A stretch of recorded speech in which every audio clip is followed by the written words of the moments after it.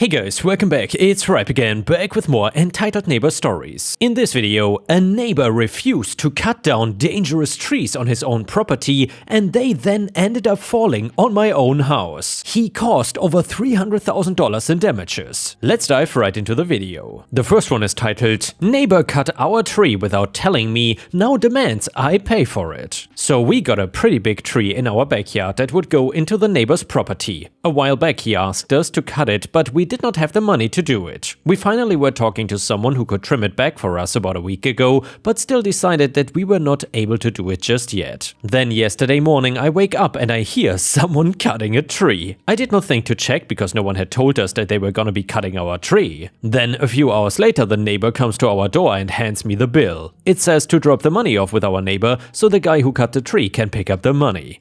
I went to check on the tree and it's basically a tall stump now. They cut off all the branches and leaves. It was not like a trim like we discussed. Not to mention that in order to cut it this way, they would have had to come over the wall on our property. Are they even legally allowed to do this? I know that a part of the tree was going onto his property, but I don't think he's allowed to do this. He did not ask us or even let us know that he was gonna cut it yesterday. The guy doing the cutting did not think to check if this was okay with us. And by the way, they expect $550 to be paid by the end of the week for this. What can I do about this? This has to be some sort of destruction of property or something. And yeah, Ripe Stars, what would you think what this is? Do you think OP was in the wrong here and the neighbor did the right thing or not? I'm very curious about your opinion here. Either way, a comment on Reddit said, he did indeed destroy your property on your land. And by the way, trees are expensive property. They take decades sometimes to restore. There have been cases of trees being illegally cut down that cost tens or hundreds of thousands of dollars to replace.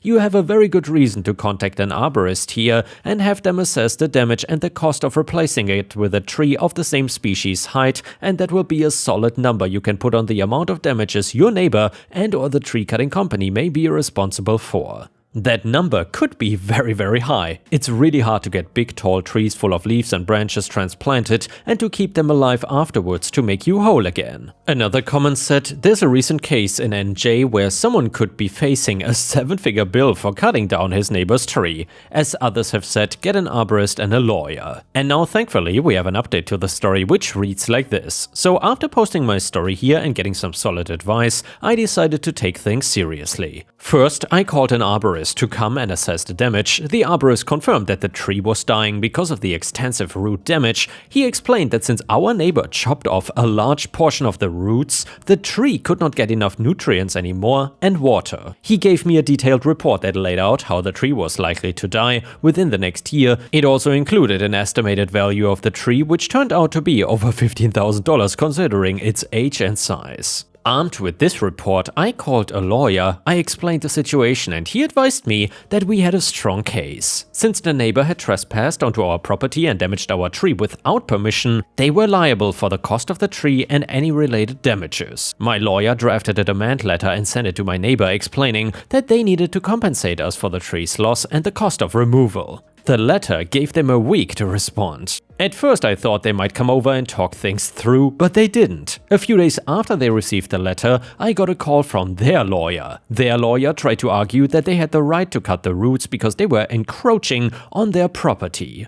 My lawyer quickly shut that down, pointing out that cutting the roots in a way that would harm the tree was considered property damage and trespassing. He also mentioned that we had the arborist's report as evidence of the damage they caused, and at that point their lawyer backed off a bit, but he asked for time to speak with his clients. Then another week went by and we got another call. This time their lawyer offered to settle the matter for $5,000, which was way less than the tree's value and the cost of removing it was. I felt my blood boil at the lowball offer. I told my lawyer that I wanted to go to court if that's what it took. My lawyer was fully on board and suggested we send a firm response rejecting their offer and stating that if they didn't agree to our terms, we would pursue the case in small claims court. It seems that move was the push they needed. A few days after sending our response, I saw my neighbor coming up the driveway. He looked uncomfortable to say the least. He knocked on the door and asked if we could talk. I stayed calm and stepped outside to hear him. He started by apologizing for not talking to us before cutting the roots. He claimed he didn't realize it would kill the tree. But it was clear he was more concerned about the potential legal battle. He asked if we could settle this privately and offered to pay $10,000. I stood firm, reminding him that the tree's value and the removal costs were significantly higher. I told him that if he was serious about settling this outside of court, he would need to cover the full cost. After some back and forth, he finally agreed to our initial demand of $15,000. We drew up a written agreement with our lawyer's help, stating that he would pay us the $15,000 to cover the tree's value and removal costs. The neighbor signed it, and within a week, the money was in our account. I used part of the settlement to hire professionals to safely remove the tree and plant a new one. The rest went into savings. The entire ordeal was a lesson in standing up for what's right. I did not cave to the neighbor's attempts to downplay the damage or settle for less than what we were owed. It felt satisfying to see them realize that their actions had real consequences. Our new tree will take time to grow, but at least now I feel like justice was served. Some comments from Reddit: good on you for not backing down. So many people try to get away with damaging others people's properties and thinking, oops, my bad, we'll cover it. I'm glad you got the full amount. Comment number 2, your neighbor probably did not think that you would actually follow through with legal action. It's nice to see a story where someone stands their ground and wins. Comment number 3, as a lawyer, I can confirm that you did everything right here.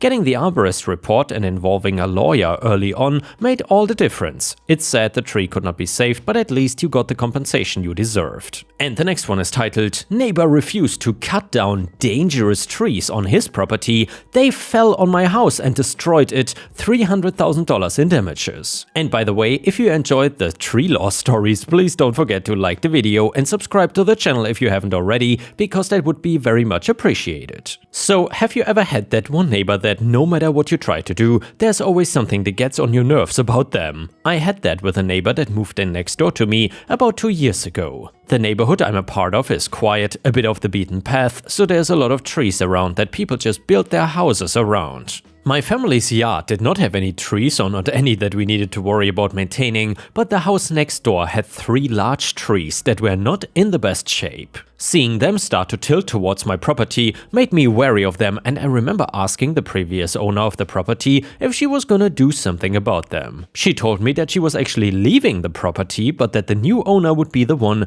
I would need to contact regarding that. So, once my new neighbor moved in, I introduced myself. He was a younger guy, probably early 30s, so I figured that this was his first real house and tried to strike up a conversation about what the neighborhood was like. This guy, I'm just gonna call him Neighbor, none of the names I could think of fit him, seemed like he wanted to get out of the discussion as quickly as possible, so I didn't press and just gave him my email and phone number just in case he needed anything. He sent me messages that night on both my phone and my computer, which gave me some hope that we might be able to get along. The months went by and it was getting into the winter time when I first asked about the trees. I told Neighbor about what I had heard from the previous owner, but he claimed that there wasn't anything he needed to do. I told him how much they were leaning towards my property as well.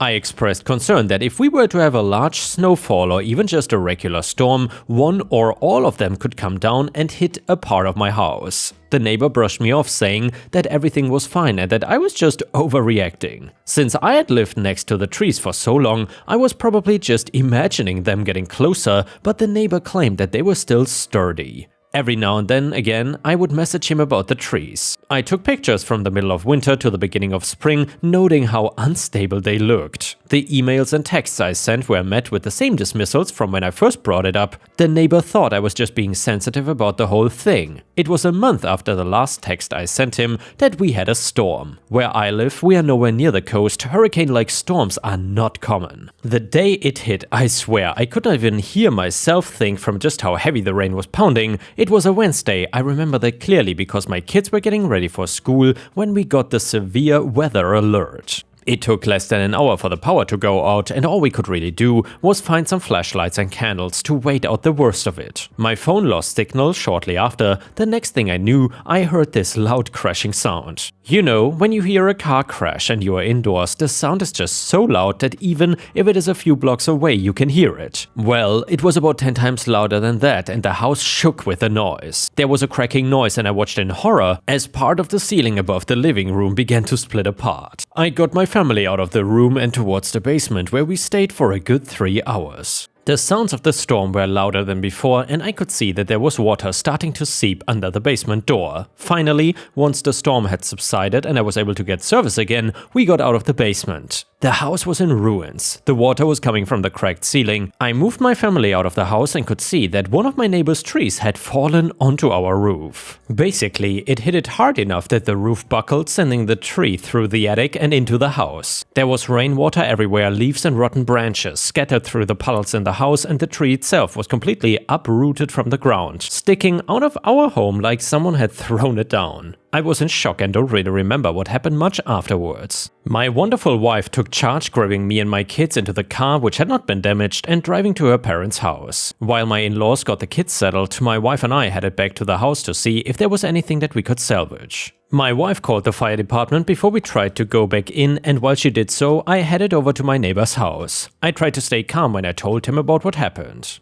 Neighbor listened to me. The only time he seemed not to pay attention was when the fire department showed up. Then he said that it was a shame I had not done more to protect my house from having something like this happen. I gently reminded him that I'd brought the tree issue up to him several times, but he claimed that the tree falling on my house was an act of nature and nothing that he had control over. I asked if there was any way he could help with the cost of the damages since the house was not going to be livable for some time. The neighbor got angry then, claiming that he was not responsible for this. He shut the door in my face when I asked him to reconsider. The firefighters were able to assist with moving the debris enough to help me and my wife get into our bedrooms and the kids' bedrooms to grab some clothing. My computer was on the other half of the house, so it was completely waterlogged and damaged, but I was able to get the important documents for my family's finances. While driving back to my in-laws, I talked with my wife about what our next steps could be. We had insurance, but if neighbor refused to file a claim, then there wasn't much more we could do. I decided that I would need to take legal action since this was something that should have been taken care of months ago. Once we got back to my in-laws' house, I called up a lawyer. I told her about what had happened, and her first suggestion was to make sure that I filled out an insurance claim just for the additional paper trail. With that claim, I was able to provide her pictures of what happened to the house from multiple angles, including the inside of the house. When she asked for evidence on neighbor's negligence, I gave her the pictures I took of the trees, time-stamped from them being on my phone, the various texts I sent to the neighbor about the trees, and the emails I sent to him. She told me she would get back to me, and not even half an hour later, the lawyer told me that we could make a case. So I did, suing my neighbor for the damages to the house that caused my family to be displaced. And basically, the neighbor fought the case every step of the way. Once insurance had estimated the total cost of repairs was close to $300,000, he tried to make a case that I was just gonna take that money and move somewhere else, where his trees would not be an issue for me. My lawyer had spoken to people in the neighborhood asking them what they had thought about the trees, and more than a few said that they had spoken to the neighbor about the same thing before, since they looked unstable and could end up on the road if the wind blew the wrong way.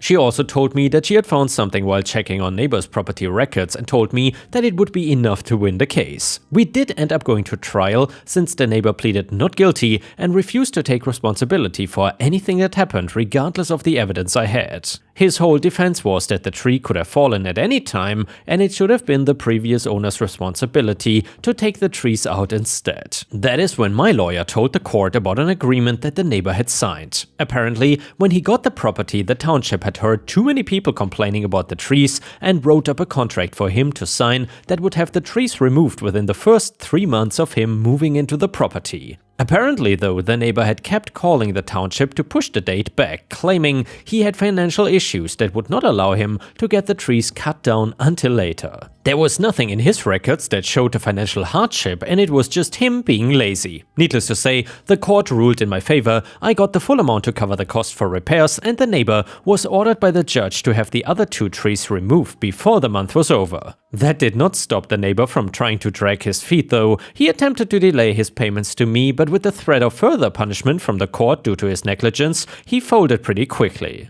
The house took some time to be repaired, but my in-laws were more than happy to make sure we had a place to stay until everything was done. The trees were completely removed and the neighbor became all but shunned by the community because of his actions. When my family was finally able to move back home, it was one of the happiest days of my life. Things could not have ended better for us, and I know that I will never have to worry about the neighbor being negligent ever again.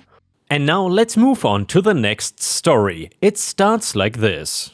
So my father was one of those guys who was really big on buying and selling property. Not real estate exactly, just empty land, and then the buyers would build various things on it. Both commercial and residential areas, and when he died, everything got left to me. That included one plot of land in a very wealthy commercial area. I did not follow in my dad's footsteps and didn't know anything about that kind of business. What I did know was that I had a good job and I did not really need extra money from a sale or a huge plot of land for myself. If my tone is not a clear giveaway, I never had a good relationship with my father, so the fact that I got left anything was a surprise. I did not like how in this line of work so many people seem to get hurt or screwed over. It took me a while, but I figured out what I could do with that plot of land that would make me feel good about it. There was an issue in my area with too many orphaned children and the homes for them being overcrowded. I was gonna build a home on the land and then give it to that organization. Giving them the land alone would not help much, so I called and searched around for people that would volunteer time or supplies in order to build the place. That kind of thing takes a lot of time, and that meant I was away from the property and letting it sit for far too long. By the time I had most things settled and went to see the land again, there was already a house on it. Well, house might be the wrong word for what it was. The place looked like a mini mansion and I had no clue how it happened. I went to the town to try and find out from the public record information and saw that it was being claimed to be owned by the guy who lived in the other mini mansion right next door. I went to go and speak to him. I could tell when he opened his door that he had the same look to him as my father. That look that said, "Leave me alone unless I'm gonna make money from the conversation." Neighbor, what do you want from me? Me, hey, I'm OP. I owned the property next door and couldn't help but notice that you built a house there. Neighbor, the lot was empty for a long time. Nobody was using it and it could have been making somebody money. So now I can sell it. Me, it was not your land to build on. Neighbor, look kid, I'm a lawyer and from your clothes I can tell that you don't have a name in this city. It was abandoned land, so I took it in order to preserve the neighborhood. Now get the hell off my property. Friendly guy I was dealing with. He was right, I didn't have some big name or fancy law degree like him. I knew that what he did was illegal though, and I spent the next week contacting lawyers to find one that was willing to go up against him for stealing my property. Many refused because they didn't want to be on the opposite side as him. Finally, I found a group of lawyers willing to help me that I could afford. It took time until the paperwork went through and we were actually able to get into a courtroom with a judge to argue the case. The neighbor was telling a different story than the one he told me at his front door. He said that he owned the property and before my father died he had purchased the land. He showed fake evidence of a check trying to prove that he paid for it. I got everything from my father, including his bank account, which showed there was no check deposit. I demanded to see a bank statement that the check cleared and that he couldn't provide one. He did not try and claim the land was abandoned again, which I learned from my lawyers was never gonna work anyway. With his only plan falling apart, my lawyers started to ask him questions. What I was trying to do was not hidden and people knew what my overall goal was for that property. After enough pushing, they finally got him to admit his feeling about an orphanage being built. Not saying it was why he did it, but claiming that it would ruin the area and drive prices down. That basically nobody wanted to hear the noise a house full of kids would bring. He was smart with his wording to make sure he didn't flat out say that that was the reason. I could see why he was considered a good lawyer. The judge was more interested in the fact that he lied and tried to manufacture evidence in his favor. Apparently, a lawyer lying to a judge is a little different than a regular person. They can get fined or put in jail depending on how serious it was. A lawyer could lose his license and that was exactly what happened to him. From what I heard, all of his past cases needed to be gone through again to see if he lied or tried to fake something for his clients. It was a bigger mess than I would have expected. Hell, I just wanted him to return the property to me. He was in a world of trouble, but the issue still remained that there was a house he owned on land that I owned, putting us kind of in a stalemate where neither one of us could do anything with it. What some people don't know is that even though the land he built on was mine, he still was the owner of said house. It can get complicated and even my lawyers had a hard time trying to explain things to me. I got my revenge though, because in order to clean up his mess and image, he needed to do a lot of work. One thing that was recommended of him was donating to charity. They could not make him give up the house, but the way he was advised gave him a strong push to do so. He signed the deed to the house over to the charity organization, and then I signed them over the deed to the land. The neighbor got to keep his house, so now he is forced not only to have a home full of kids next door to him, but them living in a $2 million house that he planned on selling and making a profit for. It was incredible because I got to see inside the house after the charity got it and let me walk through it. It turns out that the neighbor went all out and had an indoor pool and a small movie theater. These kids were gonna have a good home to live in until they could find another permanent home. The way this guy reminded me of my father, it felt like I was getting some kind of karmic revenge. That I got to not only do something my dad would have hated, but find a guy with the same ideals as him. All I know is that I hope the kids play nice and loud so the neighbor will never forget what a colossal ass he was to try and steal the land away from homeless kids. And here, Ripe Stars, if you enjoyed the story, please don't forget to like the video and maybe even post some star emojis in the comments if you want to support me. And the next one is a petty revenge story. Many years ago, my former partner's sister, her kids and her redneck lug of a husband came to stay with us. The husband was retired military, a big fat lug of a guy who grunted like some kind of gorilla, super macho and obnoxious. He would take every opportunity to get his point across that he was a real man and us gay guys were not. My partner made a nice breakfast for the whole group one morning and then set up a tub in the sink so everyone could quickly wash their own dishes. We have no dishwasher. When the brother-in-law was finished eating, he carried his plate into the kitchen, tossed it onto the counter and sneered, "I ain't washing my own dish," and then walked out. A few minutes later, he went to take a shower while everyone else, except me, went outside. It was an old apartment with bad plumbing, so while he was in the shower, I stood in the kitchen and turned the hot and cold water on and off throughout his entire shower. I could hear him in there yelping like a little girl as he alternately got hit by scalding hot and then freezing water. When he finished and came out of the bathroom, he said, "Whoa, that shower temperature of yours is really crazy." I just smiled and said, "Oh yeah, sometimes it's like that." And the next one is another petty revenge story because I just cannot get enough of this. Yesterday I was running to the grocery store to pick up an item from the deli counter that I needed to make dinner. The line was long, so I waited for about 10 minutes. A woman and her husband saw the line, decided they didn't want to wait to put in their veggie tray order for the weekend, 5 days away, and jumped in front of me right as it was my turn. I protested politely saying, "I'm sorry, but I was actually next." They looked at me and turned back to the counter and started their order. I don't think the worker hurt me, but they certainly did. It really upset me. Why didn't I stick up for myself better? Well, my time is valuable too. Why didn't I see this coming and prevent it? Well, I was really stewing on it. In fact, I made a promise to myself to not let people treat me with disrespect and not do anything about it. I don't know why people look at me and know I won't say or do anything. So about an hour later, it dawned on me. I stood next to them while they placed their order for a vegetable tray. I heard their name, phone number, and when they planned to pick it up. I love vegetables, so this Saturday I'm going to arrive an hour before their scheduled pickup time and get myself a carefully curated veggie tray. I will still pay for it since it's not prepaid, so no crime committed.